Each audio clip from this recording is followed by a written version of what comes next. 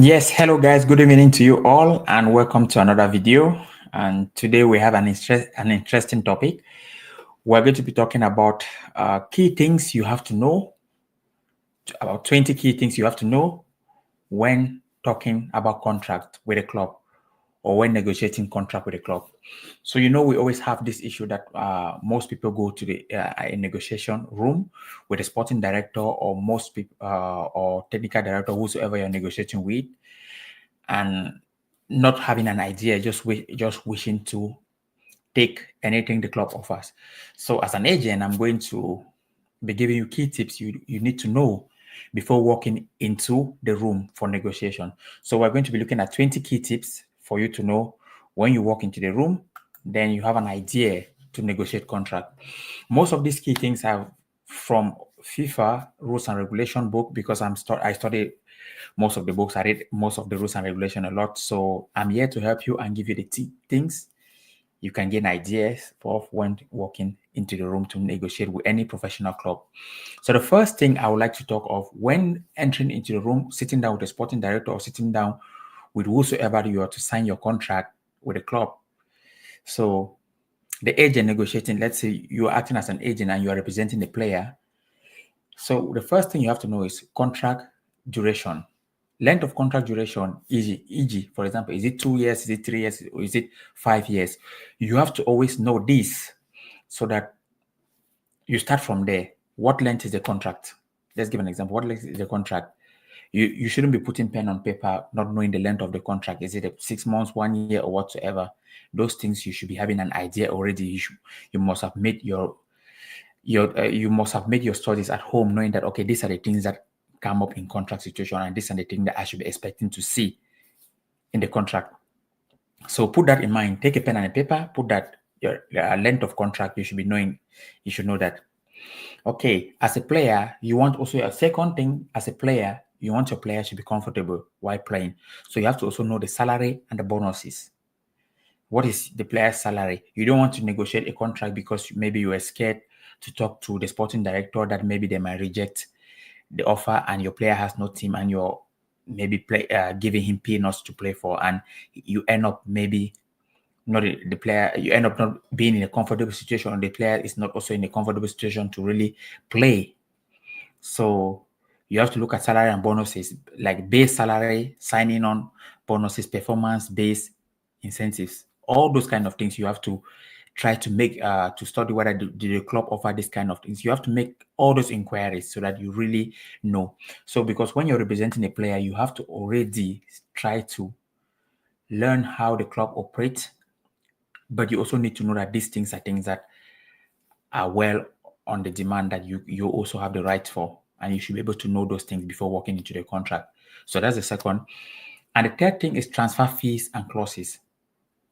You might arrive at that club and you turn up and you are playing very well, and if you don't know about also these transfer fees and clauses, the club might tie you down.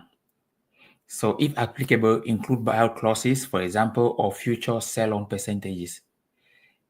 Yeah, let's say not even future sell-on percentage, but yes, include buyout clauses. Always try to know if you're doing well or if you back yourself that you're going to perform well at this club and you see that the club is not going at the direction of where you want to go. Can you leave the club at one point in time because you want to win trophies? Always try to know also these things. Then the next thing is image rights. Of course, when the club signs you, they have their image rights. They'll have your image rights in posting you in, let's say, when the poster of a game, when the game is about to start, they use you on their socials. So, but also you also control your image right in signing sponsorship deals. For example, you can sign with Adidas, sign with Nike, or whosoever you can be. So, but you should also learn how those image rights as an agent, how does image right works, because this at the highest level is a big thing. Because I think most people don't know that an agent has a lot of things to do. It's not just about signing contracts. When you sign a player with a top player, the agents who deal with top players, you start negotiating sponsorship deals. What is his image right? All those kind of things, because these huge players actually they bring on multi-million dollar to the brand. Let's take, for example, if Ronaldo is playing for your club, his image is so huge that he attracts a lot of millions on the table. So those are the things that as an agent, you have to know how image right works. You have to find a lot of details also about this kind of things, how it goes. The next thing also is playing time and guarantee. Playing time and guarantees. I mean, playing time, is it guarantee? As a player, your most important thing is first is if also the playing time. You must know if the coach trusts you, you want to play. So the agent negotiating that contract should also already know that are you going to play or not? Because there's no need for an agent to sign a lot of money and then you stay on the bench without playing. So you have to be able to play. You have to find a way to play because only with playing you grow. So an agent, one thing you have to know that if you're negotiating for a client and you're looking after that client, know that you have to learn to ask how many minutes is he going to be guaranteed playing? What is the playing situation for my player? How do they see him? Is he a spiral or a player, or is he a rotation player, or is he a first team player? Most coaches will always say well, if he backs himself and earn his spots in the team, he's going to play. But you as an agent, you should be making them know aware that you want your player to play. And if the player is not playing, they will have to look of a situation of a loan because your aim is for your player to play. You have to start making this thing when you are talking with a club that if your player is not playing, you want to find a way that he plays. Okay, good. And the next one is also number 6, performance bonuses.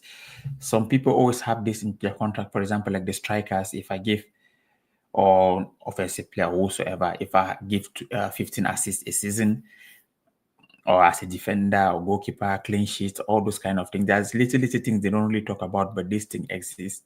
That, for example, I can give an example. If Virgil van Dijk maybe in his renew contract, that is because he's trying to talk about his contract, he might be saying, because he's the one who marshals the defense, he might be saying that, what about clean sheets, bonuses, because he's a central back and he's a very good central defender.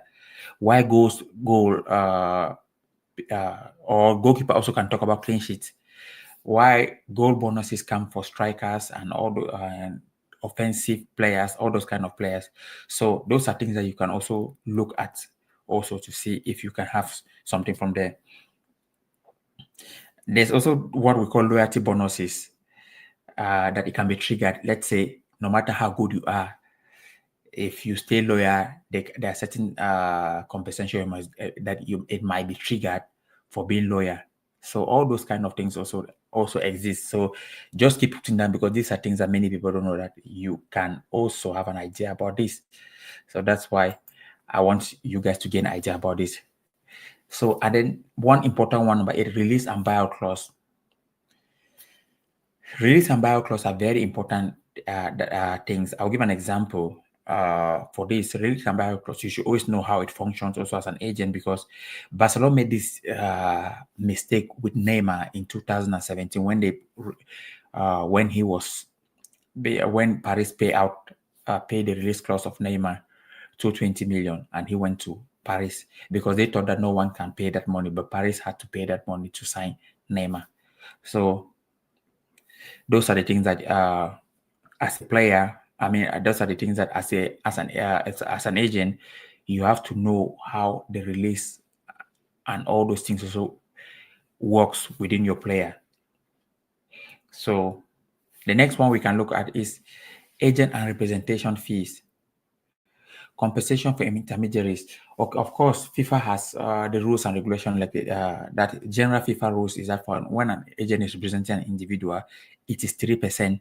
Before, it used to be different. Although in other places like Germany, they say it's different percentages or whatsoever. But FIFA rules and regulation, 3%. It is the percentage that when an agent is representing a player. So that's it. So these are also things that agent, of course, because you wrote the exam, you should be knowing this already because these are part of the questions who come in the exam. So, and we look about another one, injury and insurance coverage. Of course, these are always normal for professional clubs. These professional clubs always try to give insurance and injury coverage. But of course, still just try to know how things work as an agent.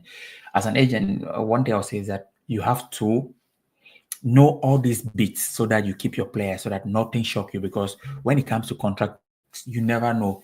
Everything has to be on paper. You have to know everything. Don't assume. So these are very important things. So the next thing I'll say, termination clause.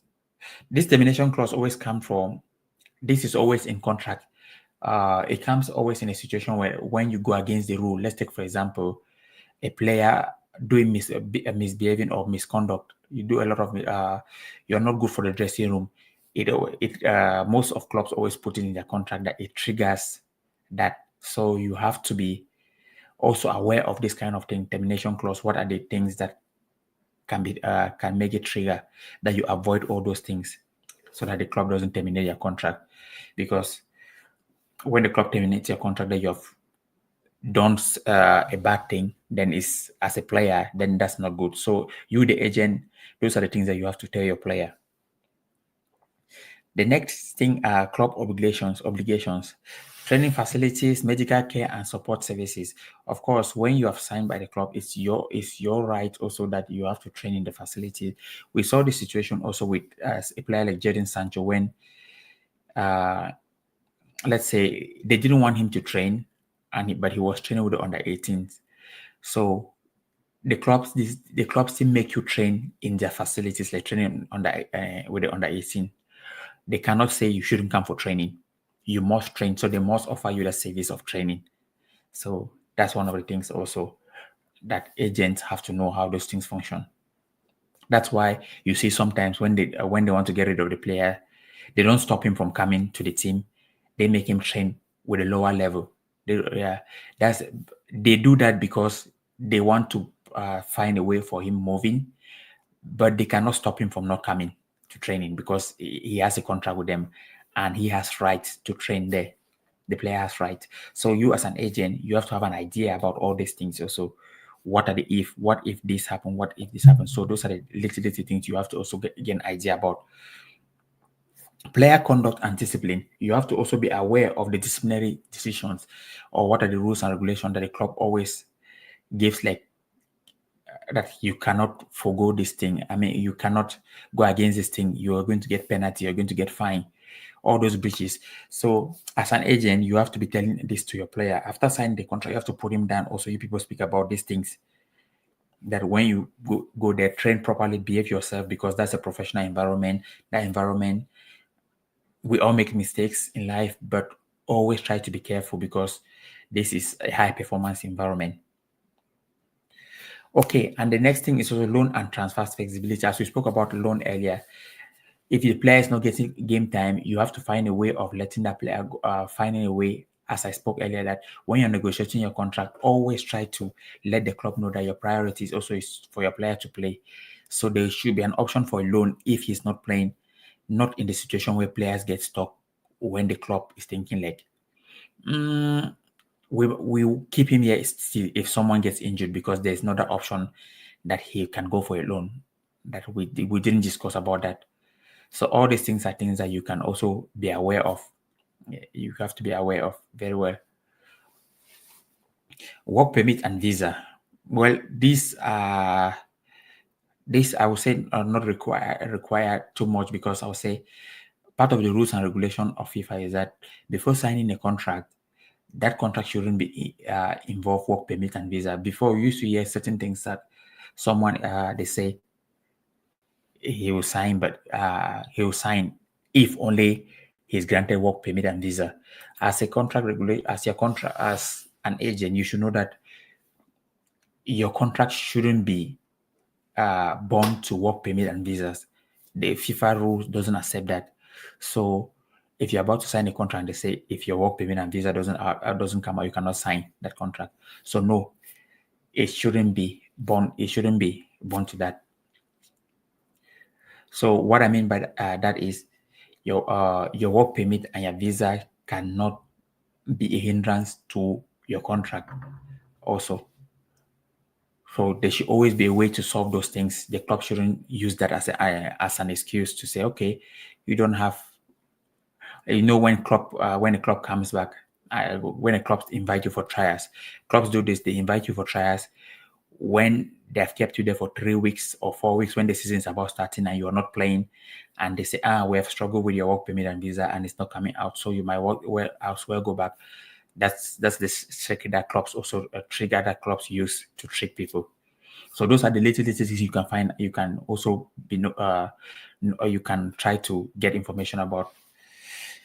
Accommodation, relocation, and support. That should be also normal. That when the club signs you, they provide support for you and for your accommodation and relocation support. Families to try to help your family settle in. Also, tax consideration. You should also know how the tax work, especially like countries like Spain. You used to hear this news that Ronaldo used to owe a lot of tax in Spain. Messi, they go to court, Neymar, and all those kind of players who played in Spain. So you have to find a way to also get what is the tax, how does the tax function here. You have to be able to try to handle your tax well. Look for someone who can handle those things, or the agent. You can look for also someone for your players that can handle those tax issues very well, so that it doesn't be a disturbance that will make them not focus on playing. So those are one of the things, number 17. And number 18, we have media and PR obligations. These days, media is quite huge, and your media, the person handling your media should be someone also professional, not posting any kind of things without you speaking, so or telling them what to do. So when you look for a media, because those things can destroy you.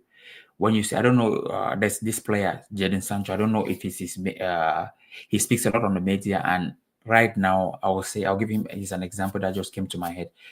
Right now, he's not having a good season. But I remember there's this player also at Manchester United when he was about to move Rashford to Aston Villa on loan because he's not having a good time at Manchester United. Jadon Sancho, being a player at Manchester United, came and commented saying something like freedom.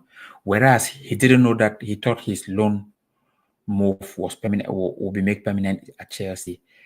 Now, the situation now is almost like Chelsea are considering that they might pay a certain amount of money for Sancho to go back to Manchester United, which was his parent club. And this player had already spoken bad about Manchester United. So right, we don't know if it was his PR who was writing all those things or if it was Sancho was writing all those things. But what I'm just trying to explain here is your PR should be well controlled by you on what to put on your social so that it doesn't cause any problem between you and your club. So agents, you have to also advise the players on all these kind of things. It's your job to look at this career. And also, as a good, the next number 19, second to the last, post-career exit plan. When you're an agent managing a player, you should be able to always start telling that player that the more as you're working this morning, try to start saving and thinking of future, because football doesn't last long. Football, you play for a certain amount of time, then you leave. So you have to be very smart on what you're doing. So anything you do, remember that it's a short career. So those are the things that you have to keep reminding your player. And lastly, general bonuses about the club. Always try to find, because their clubs also have bonuses. Yes, just try to ask a little bit about this to know how the club functions, how you can be also a good pro for the club. Yeah, because in the end, you are there to also build relationship, be happy, not just about maintaining, not just about following rules and regulation or whatever, but in the end, you also want to be happy because it's your life, and play also football, which is the thing you love for most footballers.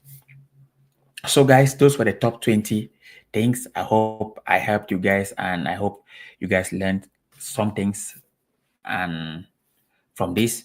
So endeavor to chip in any message or put any message that you want me to reply. Let me know. And also, I'll put this on the I'll put this. Check out my ebook on how to pass the agent exam on my socials. That's quite on LinkedIn. On LinkedIn, if someone following, if you're following me on LinkedIn, yes, you can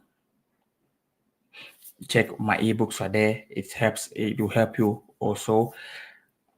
And the next thing I'll put also is on the I'll put here is, remember our upcoming FIFA preparatory course starting 1st of April.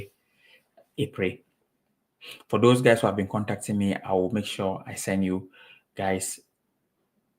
I'll send you guys the information. I got your emails today, so I will be adding you guys to the WhatsApp group. Then we talk about how the payment situation goes. From there, I'm going to talk about with you guys also. Then we start early. We start early April.